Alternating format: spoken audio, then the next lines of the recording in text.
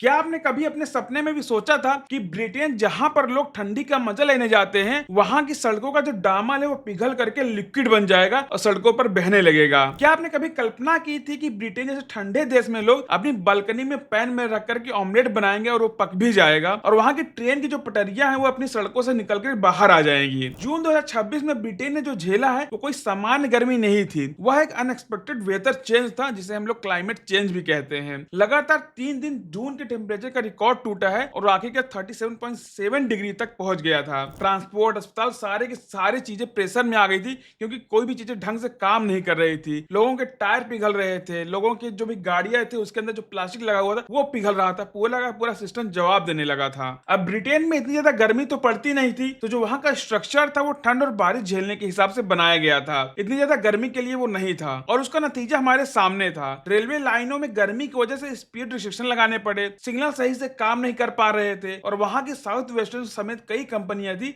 जिनकी पूरी की पूरी लाइनें इससे अफेक्ट हो गई और कुछ जगहों पर ट्रैक इतने ज्यादा गर्म होकर के फैल गए थे कि ट्रेनें तक कैंसिल करनी पड़ी उन्हें। अब इतनी गर्मी का असर एक ही चीज पर तो पड़ेगा नहीं, लोग इतने ज्यादा परेशान हो गए कि भाग भाग करके लोग वहां पर एसी खरीद करके अपने घरों में लगवा रहे थे, वहीं पर जहां पर लोग अपने घरों को गर्म रखने के लिए गैस जलाते थे। और फिर सरकार का क्या, सरकार को पुलिस बल का यूज करके उनके घरों से एसी को निकलवाना पड़ रहा है। कहीं पर पानी की दिक्कत है तो कहीं पर बिजली की दिक्कत बढ़ती जा रही है। हॉस्पिटल्स को हाई अलर्ट पर रखा गया है, स्कूल्स और कॉलेजेस को बंद करना पड़ रहा है। अब जब इंफ्रा ऐसे कोलैप्स करेगा तो लोग सरकार से सवाल तो पूछेंगे ही कि क्या इनके पहले से पता नहीं था कि ये सब होने वाला है, ये जो क्लाइमेट चेंज हो रहा है इसका असर हमारे ऊपर भी पड़ेगा या नहीं पड़ेगा। यूकेएचएसए ने खुद 2026-27 की अपनी adverse weather and health plan में अपडेट किया है, जो कि मानती है कि आने वाले सालों में हीट वेव्स और तेज, लंबी और ज्यादा बार बार आने वाली होंगी। लेकिन प्लान कागज पर होना अलग बात है और असल इमारतों, सड़कों, रेलवे को अपग्रेड करना अलग बात है और इसी का खमियाजा ब्रिटेन आज भुगत रहा है। मई और जून 2026 की हीट वेव्स के दौरान ब्रिटेन में पानी से जुड़े एक्सीडेंट में कम से कम 24 लोगों की जान चली गई है। इसमें कई किशोर और बच्चे भी शामिल थे जो गर्मी से राहत पाने के लिए नदियों, झीलों, तालाबों में तो उतरे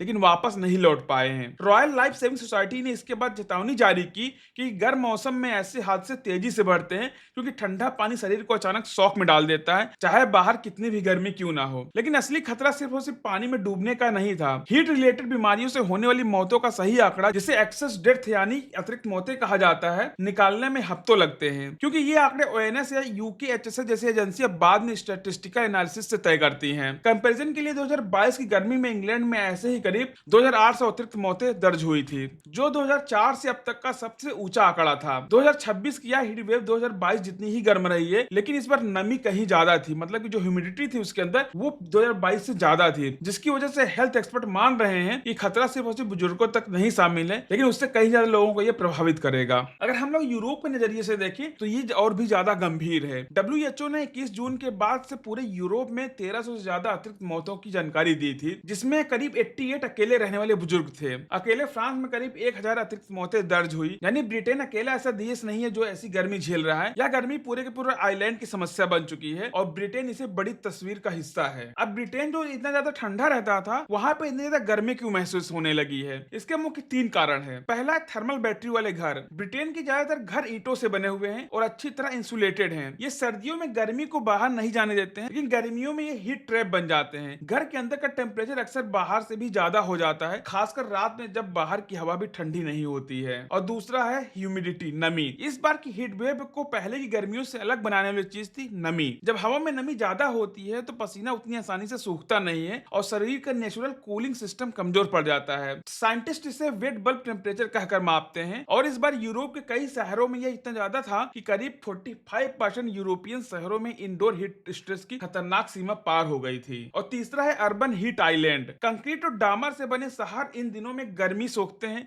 और रात में धीरे धीरे फिर छोड़ते हैं ये, जिससे शहरों को रात भर ठंडक नहीं मिल पाती है। ब्रिटेन में इस बार कई जगह पे ट्रॉपिकल नाइट्स दर्ज हुई हैं, यानी ऐसी रातें जहां पे तापमान 20 से ज्यादा नीचे गया ही नहीं, जो तापमान ब्रिटिश गर्मी से बहुत ही ज्यादा है। इसके अलावा इस पूरी घटना के पीछे मौसम का एक खास पैटर्न भी था, जिसे वैज्ञानिक ओमेगा ब्लॉक कहते हैं। गर्म हवा का एक बड़ा दायरा जो हफ्तों तक एक ही जगह पे टिका रहता है, लगातार गर्मी बनाए रखता है। जलवायु वैज्ञानिक का कहना है कि यह अकेली घटना नहीं है, यह ब्रिटेन का नॉर्मल बनता हुआ चला जा रहा है, क्योंकि क्लाइमेट चेंज जैसी घटनाओं को बार बार और ज्यादा तीव्र बनाती हुई चली जा रही हैं। और यहाँ पे एक और बात समझनी जरूरी है कि यह सिर्फ और सिर्फ ब्रिटेन की बात नहीं है, यह गर्मी पूरी के पूरे पश्चिमी और मध्य यूरोप में फैली हुई थी। जर्मनी ने 41.5 डिग्री का नया नेशनल रिकॉर्ड बनाया।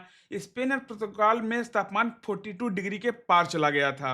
फ्रांस में एम्बुलेंसेस का बुरा हाल हो गया और पेरिस के मुर्दाघरों में जगह कम पड़ गई थी वहां पे लोगों को रखने के लिए। इटली को 18 शहरों में रेड अलर्ट जारी करना पड़ गया था। यह सिर्फ ब्रिटेन की व्यवस्था की कमी नहीं थी, यह एक पूरे के पूरे महाद्वीप को प्रभावित करने वाली मौसमी घटना थी, जिसने उन देश को भी मुश्किल में डाला जो अमूमन ज्यादा गर्म झेलने आबादी के लिए माने जाते हैं। लेकिन ब्रिटेन के लिए असर इसलिए ज्यादा पड़ा क्योंकि यहाँ का इंफ्रा, घर और सोच कोई भी इस तरह की गर्मी के लिए तैयार नहीं था। सो अगर आपको हमारा आज का ये वीडियो अच्छा लगा हो तो आप वीडियो को लाइक कर सकते हैं, अपने दोस्तों के साथ शेयर कर सकते हैं। अगर आपको क्या लगता है कि भारत में किस तरीके से चीजें बदलनी चाहिए तो आप यहाँ पे कमेंट भी कर सकते हैं और अपने चैनल को सब्सक्राइब भी कर सकते हैं। धन्यवाद।